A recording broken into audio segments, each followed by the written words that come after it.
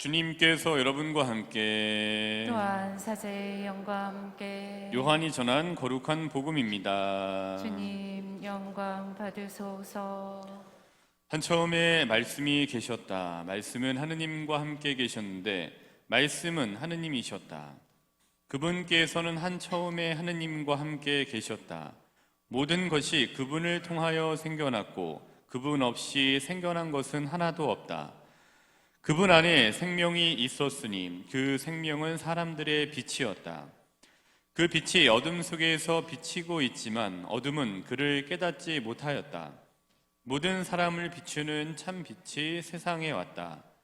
그분께서 세상에 계셨고 세상이 그분을 통하여 생겨났지만 세상은 그분을 알아보지 못하였다. 그분께서 당신 땅에 오셨지만 그분의 백성은 그분을 맞아들이지 않았다. 그분께서는 당신을 받아들이는 이들, 당신의 이름을 믿는 모든 이에게 하느님의 자녀가 되는 권한을 주셨다. 이들은 혈통이나 유교이나 남자의 욕망에서 난 것이 아니라 하느님에게서 난 사람들이다. 말씀이 사람이 되시어 우리 가운데 사셨다. 우리는 그분의 영광을 보았다. 은총과 진리가 충만하신 아버지의 외아드님으로서 지니신 영광을 보았다. 주님의 말씀입니다. 그리스도님 참여합니다. 모두 자리에 앉으십시오.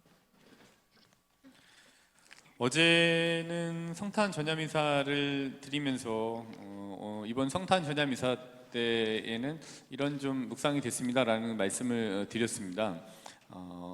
결산과 이번 성탄은 좀 결산과 시작의 교차점과 같다. 그래서 그런 마음을 좀 담아서 성탄 축하합니다라는 인사를 서로 나누시면 좋겠습니다라고 말씀을 드렸고 성탄 축하 인사를 서로 이렇게 나누셨습니다.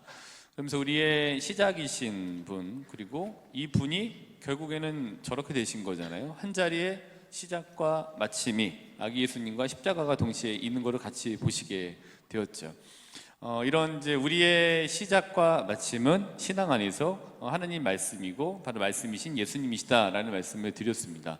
그러면서 이제 오전에 성체주배를 어제 했고 이걸 보면서 이 성당이 모양이 이제 아치형인데 저는 나름대로 이거를 보고서 좀 로켓의 머리 같다라고 생각을 해서 말씀이신 예수님을 가운데 두고 로켓을 타고 하늘로 올라가면 좋겠다. 그리고 이거의 제목은 비상이다라는 말씀을 좀 이렇게 드렸던 걸로 기억이 납니다. 근데 오늘 아까 이렇게 독서하시는 거를 듣고 잠깐 딴 생각을 했는데 그때 무슨 생각을 했냐면은 이런 생각을 했습니다. 이 성당 지금 안에 이렇게 계시잖아요. 그래서 이게 우주선이었으면 좋겠다. 그래서 이게 그대로 둥 떠갖고서 우주선을 타고 쭉 가갖고 자 도착했습니다 하고 탁 내렸는데 거기가 천국이었으면 좋겠다. 얼마나 좋겠냐 이런 생각을 좀 했습니다. 그래서 다 같이 3번 성당이라는 우주선을 타고 천국으로 가고 계시다 이런 상상을 해보시면은 여기 들어오시는 게 참 재미있으실 것 같다는 생각을 좀 해봤었어요. 그래서 이번 성당은 예수님이 시작과 또 결산인과 동시에 우리가 3번 성당이라고 하는 배, 또 3번 성당이라고 하는 우주선을 타고 다 같이 천국이라는 지향점을 향하고 있다는 것을 기억하시는 2022년 성탄이 좀 되셨으면 좋겠습니다.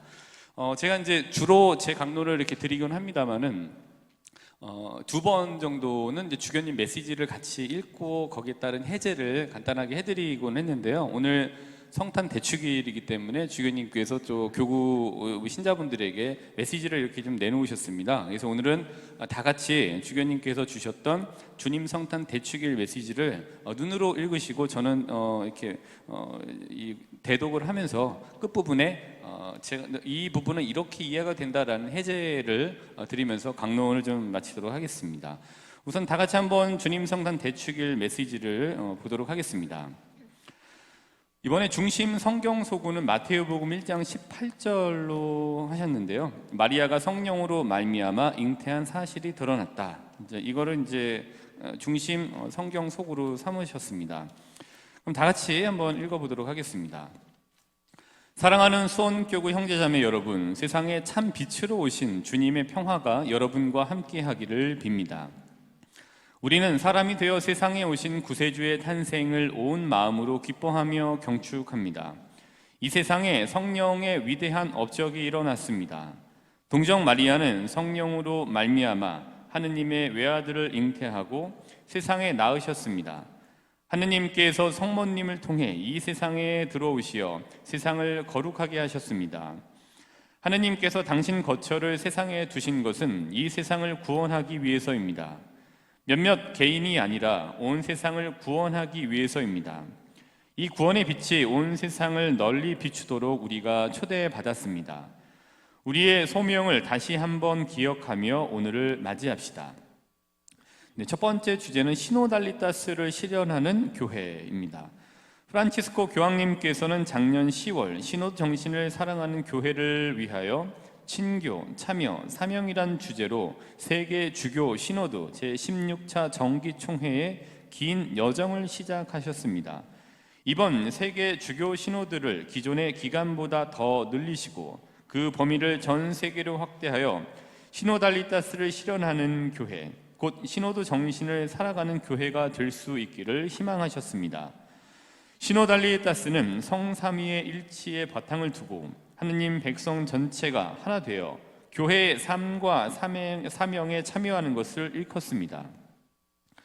교회의 삶과 사명 안에서 공동 합의성 6항을 참조해서 말씀을 드렸고요. 이러한 시노달리타스를 실현하기 위해 우리 교구는 교회를 구성하는 하느님 백성의 소리를 들었습니다. 그 가운데에는 새롭게 다가온 것도 있었고 이미 우리가 알고 있는 내용도 있었습니다. 이 시대에 하느님께서 교회에 바라는 것이 무엇인지를 듣는 귀한 자리였습니다. 이제는 우리의 수많은 소리가 참된 성령의 소리인지를 식별해야 하고 교회를 구성하는 모든 사제, 수도자, 평신도가 한 마음으로 자기의 역할이 무엇인지를 식별하며 실천해야 하겠습니다. 시노달리타스 정신은 마치 마리아가 하느님의 뜻에 온전히 순종한 것처럼 하느님께서 지금 우리에게 하시는 말씀을 듣는 데서 출발합니다. 가장 보잘것없어 보이는 나자렛의 한 처녀를 통해 위대한 구원의 업적을 이루신 것처럼 하느님께서는 지금 우리 사회의 변두리 가장 낮은 곳에 있는 사람들을 통하여 본당이나 교구에서 자기 역할을 찾으려고 애쓰는 작은 이들을 통하여 당신의 일을 계속하십니다. 그들의 소리를 들어야 하는 이유는 바로 그들 안에 하느님께서 머무르시고 활동하시기 때문입니다. 우리는 가난하고 소외된 이들의 소리, 구원을 갈망하는 소리, 교회가 나아가야 할 방향을 제시해 주는 소리를 경청하며 그들과 함께 하느님의 일을 식별하고 그 일을 계속하고자 합니다. 우리는 하느님께서 나의 삶 안에, 우리 사회 안에, 우리 지구촌 안에 개입하심을 믿고 성모 마리아처럼 그분의 개입에 순종하는 참 신앙인이 되어야 하겠습니다. 두 번째 주제는 영적 쇄신입니다. 우리는 코로나19로 인한 팬데믹의 시대를 힘겹게 겪었습니다. 이 감염병이 완전히 사라질 때까지 기다리거나 다시 예전으로 되돌아갈 수 있다고 생각하는 것은 현명하지 않습니다. 오히려 변화한 시대에 맞춰 새로운 열정, 새로운 방법을 찾는 일이 시급해 보입니다. 오늘 탄생하신 아기 예수님은 만물에 앞서 계셨고 만물 아래 존속하시며 만물 위에 계시면서 우리를 신적 생명으로 불러 모으십니다. 아기 예수님에게서 십자가의 주님, 부활의 주님을 보는 우리의 눈은 행복합니다. 예수 그리스도께서는 어제도 오늘도 내일도 같은 주님으로서 우리에게 새로운 삶을 주시고 영원한 생명을 갈망하도록 이끌어 주십니다. 또한 우리의 미지근한 신앙을 새롭게 불러일으키십니다. 이제 구유에 누워 계신 아기 예수님께 새로 태어나실 수 있는 은총을 청합시다. 과거의 나쁜 습관과 죄에서 해방되어 새로운 삶으로 나아갈 수 있는 용기를 청합시다. 복음을 받아들이는 신앙과 복음에 대한 새로운 열정을 청합시다.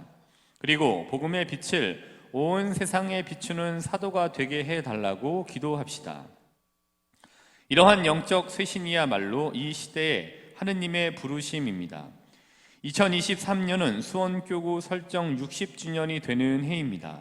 한 사람의 인생을 빗대어 본다고 해도 그 의미는 적지 않을 것입니다. 교구 설정 60주년을 맞아 우리는 영적 쇄신과 성장을 위해 노력해야 합니다.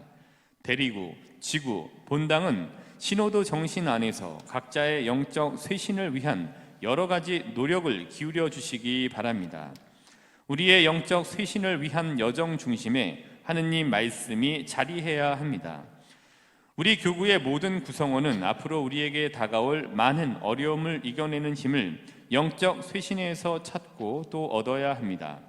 나아가 영적 쇄신으로 힘을 얻은 우리는 코로나19로 하느님과 잠시 떨어진 교우들과 청소년들에게 활기를 불어넣어주고 팬데믹으로 지쳐있는 사람들에게 진정한 위로를 전해 주어야 합니다. 사람이 되어 세상에 오신 아기 예수님께서는 이러한 우리의 노력을 바라십니다. 언제나 우리가 구원되기를 바라는 마음으로 세상에 오시어 우리의 삶에 빛을 밝혀주신 예수 그리스도의 사랑과 은총이 여러분과 가정에 가득하기를 기도드립니다.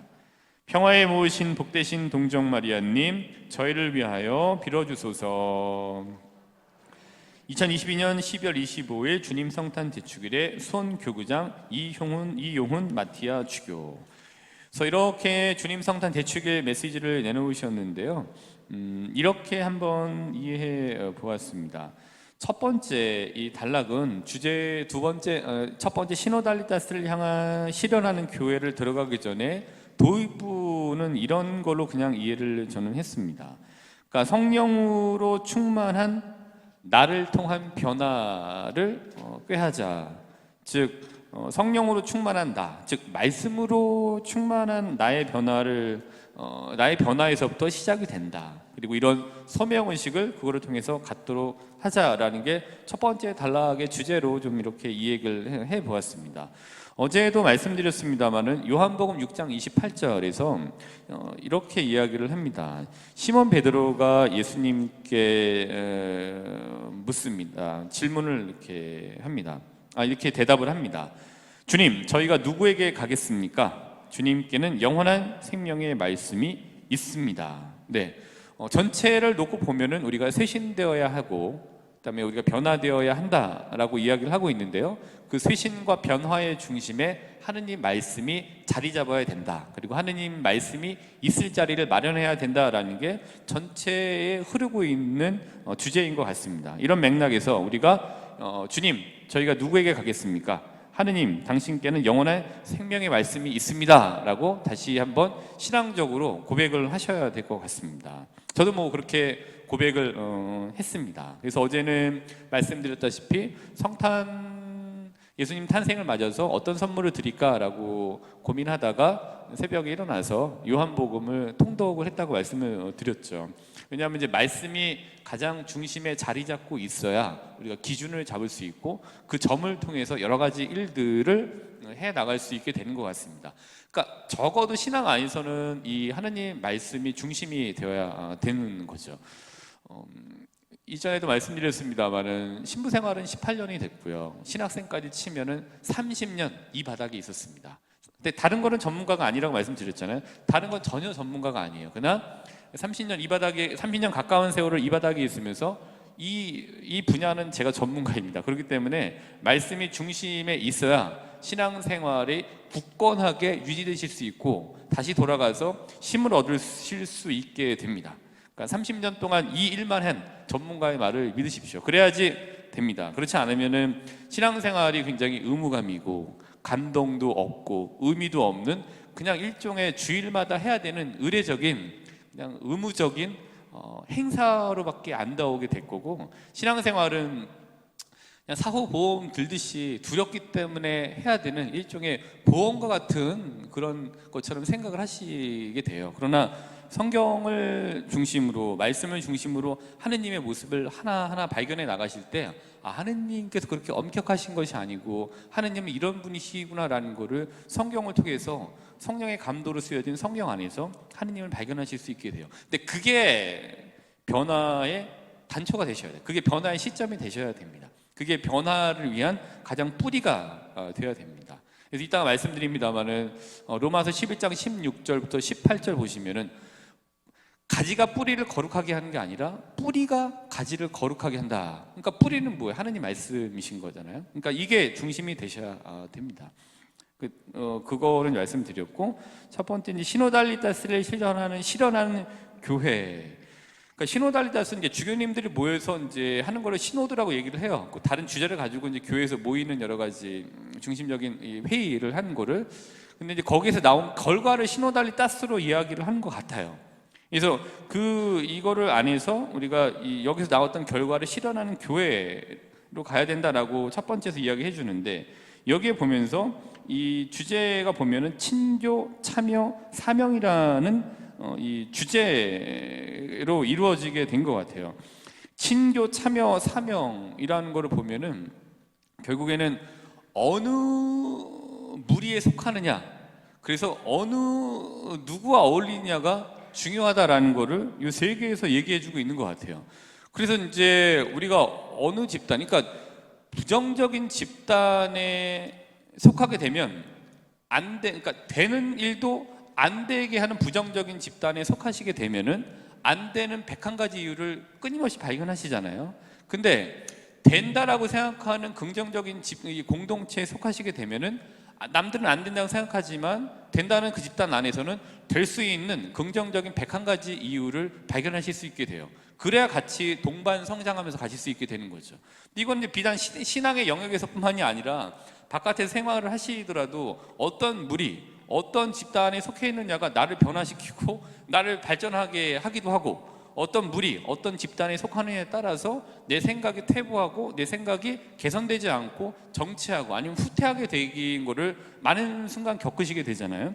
교회 마찬가지인 거죠. 우리가 어떤 분들과 어울리고 어떤 공동체에 속하느냐에 따라서 긍정적으로 되기도 하고 될 수 있게 만드는 그런 진취적인 이 공동체가 되기도 하고 안 되기도 하는 것 같아요. 그래서 친교, 참여, 사명이라고 하는 이 주제는 결국에는 우리가 어느 무리에 속하고 어느 공동체에 속해서 어울리냐가 중요하다라는 것을 얘기해 준다라고 저는 그렇게 이해를 해 보았습니다. 그래서 우리는 집단은 아니라고 봐요. 여기 계신 분들은 집단이 아니라 공동체라고 생각합니다. 왜냐하면 제가 이해하는 집단은 이합집산이에요. 그러니까 이익이 되면 모이고 이익이 되지 않으면 모이지 않는, 그게 이제 제가 생각하는 집단이고, 근데 신앙 집단이 아니잖아요. 신앙 공동체라고 하는 거는 그러니까 신앙적인 이익은 있지만 그거 위에 다른 거는 차치해 두고 하느님이라고 하는 중심을 두고 모인 거기 때문에 신앙 공동체인 것 같아요. 그래서 우리가 우리 공동체는 적어도 좀 뭔가를 함에 있어서 조금 진취적이고 뭔가를 변화하는 데 있어서 서로 좀 합심을 하는 공동체가 좀 되셨으면 좋겠습니다. 그러면서 이제 뭐 하느님 백성 전체가 하나 되어 교회의 삶과 사명에 참여하는 것, 이게 시노달리타스라고 하는 그러니까 전체적으로 얘기해주고 있는 주제가 이거 같아요. 이거는 다양한 방식으로 다양한 방법으로 세상에 이렇게 세상을 살아가시잖아요. 근데 다양한 영역에서 다양한 방법으로 살아가시지만 하느님이라고 하는 같은 정향성을 갖고 같은 방향을 보면서 좀 그거를 좀 같이 구현해 나가려고 노력해야 된다라는 부분으로 이제 이해가 좀 됐습니다. 그러면서 이제 쭉 진행이 되고요. 근데 이제 중간에 이렇게 보시게 되면 끝부분에 보시게 되면은 밑에서 5번째를 보시면은 시노달리타스 정신은 밑에 줄을 보시면 바로 말씀을 듣는 데서 출발합니다 라고 되어져 있어요. 그래서 결국에는 말씀이 중심이 돼야 친교, 참여, 사명이 제대로 구현될 수 있다라고 말씀하시는 것 같아요. 자, 그럼 이제 뒤쪽으로 넘어가시면은 이때는 제가 조금 두 번째 영적 쇄신이라는 주제에 대해서 메시지를 주신 부분에 대해서는 조금 질문을 개인적으로 드려봤습니다. 글을 읽으면서 우리가 오히려 변화한 시대에 맞춰 새로운 열정, 새로운 방법을 찾는 일이 시급해 보입니다 라고 이렇게 메시지를 던지셨는데요. 진작에 찾으셨었어야죠 라고 이제 질문을 좀 드렸습니다. 맨날 이제 소 잃고 외양간 고치는데 소 잃고 외양간도 안 고치는 부분들이 많습니다. 그냥 소 잃고 고치다 마는 데가 너무 많아요. 차라리 안 고치만 못하는 것들이 많이 있어서 이 부분은 분명히 교구에서도 그렇고 책임을 지고 계신 분들이 더 적극적으로 나서서 새로운 방법을 찾고 그거를 실현해 나가는데 좀 관심을 더 가지셔야 되는 것 같습니다. 새로운 방법을 찾지 않으면 똑같은 방법을 사용하면은 다 아시다시피 똑같은 결과가 나오게 되죠. 적어도 다른 결과, 다른 무언가를 원한다라면은 지금까지 했던 똑같은 방법을 가지고 하면은 다른 결과, 다른 어떤 그 변화가 찾아오기는 어려운 것 같아요. 그 개인적인 생활에서도 그렇고, 그래서 다른 어떤 열매를 원한다라면은 좀 다른 방법들을 시도해 보는데 주저하지 않아야 될 것 같아요. 그게 좀 진취적인 것이고, 그게 좀 더 진보적인 사고인 것 같습니다. 끊임없이 진취적이고 끊임없이 진보적인 사고를 가지고 좀 이렇게 발전시켜 나가야 되는 것 같아요. 이거는 신앙뿐만이 아니라 개개인 살아가시는 영역에서 끊임없이 노력하셔서 진취적이고 진보적인 부분을 구현해 나가셔야 되는 것 같습니다. 그래서 마찬가지로 새로운 열정, 새로운 방법을 찾는 일에 우리가 좀 같이 좀 더 관심을 갖고 힘을 모아야 되는 부분인 것 같아요. 그래서 우리가 이런 것들을 진작에 찾았어야지라고 생각을 하셨던 분들이 많으셨을 거고, 우리가 이거를 통해서 좀 찾고 뭔가를 찾았다라고 한다면 거기에 투자를 하고 거기에 좀 시도를 하고, 그러면서 성공이든 실패든지 간에 작게나마 어떤 결론들을 맛봐야 되는 것 같아요.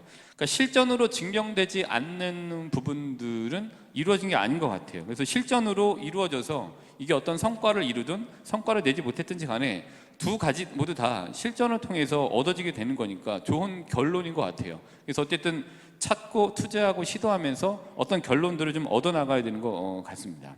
이 부분, 이 두 번째 영적 쇄신은 뭐 그런 맥락에서 같이 이해를 해봤습니다. 근데 그러기 위해서는 미지근한 신앙에 대한 경계를 말씀해주고 계신 것 같아요. 이 보시면은 우리에게 새로운 삶을 주시고 영원한 생명을 갈망하도록 이끌어 주십니다. 또한 우리의 미지근한 신앙을 새롭게 불러일으키십니다. 근데 미지근한 신앙을 새롭게 불러일으킨다라는 분이 바로 중심에 있는 말씀이라고 얘기를 하고 계신데, 그래서 다 아시다시피 묵시록 3장 15절에 보면은 이런 말씀이 있죠. 나는 내가 한 일을 안다. 너는 차지도 않고 뜨겁지도 않다.